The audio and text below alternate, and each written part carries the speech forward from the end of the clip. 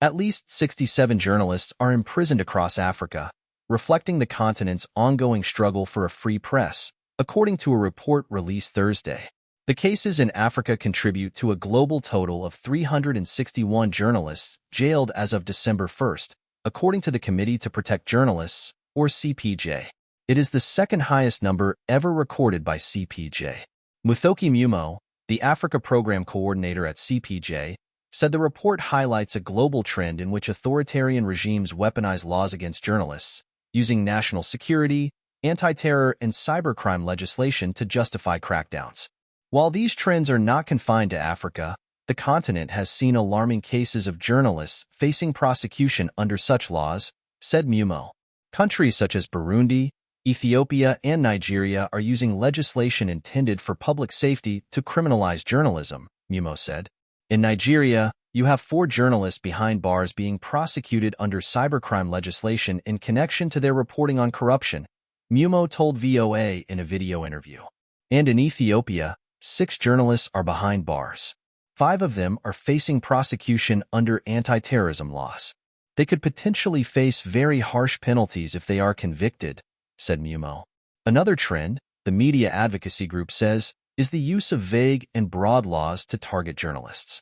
In Burundi, Sandra Muhoza, a reporter for the online media outlet La Nova Burundi, was convicted under national security laws after posting a WhatsApp message. The case, said Mumo, is a clear example of the criminalization of journalism. Muhoza was convicted recently of trying to undermine the integrity of the national territory, which is a mouthful, but it's essentially a provision in Burundian laws about national security, and this was turned against this journalist, Mumo said. VOA sent messages to Burundi's government spokesperson, Jerome Niyonzima, along with the Ethiopian Communication Services Minister, Lajes Tulu, and Eritrea's Information Minister, Yemane Gebremeskel, requesting comment, but inquiries went unanswered. The Washington Embassy of Nigeria has not yet responded to VOA requests for comment. The continent's top jailers are familiar names, with Egypt topping the list as the worst jailer of journalists, with 17 held.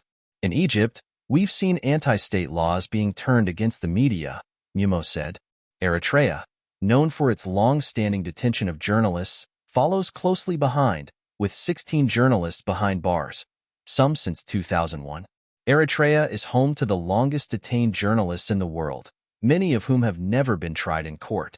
That's a very dubious honor on the part of Eritrea that the journalists who have been behind jail the longest in the world are actually Eritreans, Mumo said. Jody Ginsburg, the head of CPJ, said it is important to keep advocating for those imprisoned in Eritrea. The country falls off the radar internationally, she told VOA, because of how little press freedom and media freedom there is to report on what's happening inside. It's very easy sometimes to forget some of those longer cases. They go out of the public eye, Ginsburg told VOA, adding that it is important to talk about places where journalists have been in jail for a very, very long time and still need to be fought for. Ethiopia, where journalists have been held without trial for extended periods, is another major offender, along with Cameroon, Rwanda, and Tunisia. In these countries, journalists are often detained under anti-state regulation, the use of false news regulations to throw a journalist behind bars and to prosecute them, Mumo said.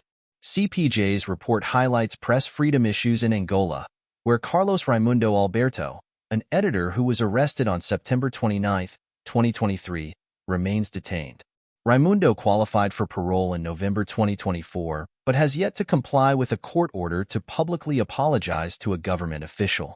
And in Senegal, journalist René Capain-Bassine has been jailed for life for a crime that witnesses said he could not have committed, the report said. Mumo said CPJ faces challenges accessing information in some regions about the state of media freedom. But, she said, it could also be about intimidation.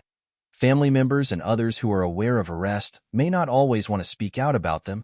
Despite obstacles, she said, CPJ strives to keep the names of detained journalists alive. The media advocacy group calls on governments to respect the rights of journalists and make sure that their work is not criminalized. While the prison census offers a snapshot of the situation on a specific date, Mumo said the report alone cannot fully capture the often fluid reality journalists face. The report offers a small window into the larger picture of press freedom, Mimo said, because there are journalists who go in and out of prison during other times of the year. They're not reflected in this number.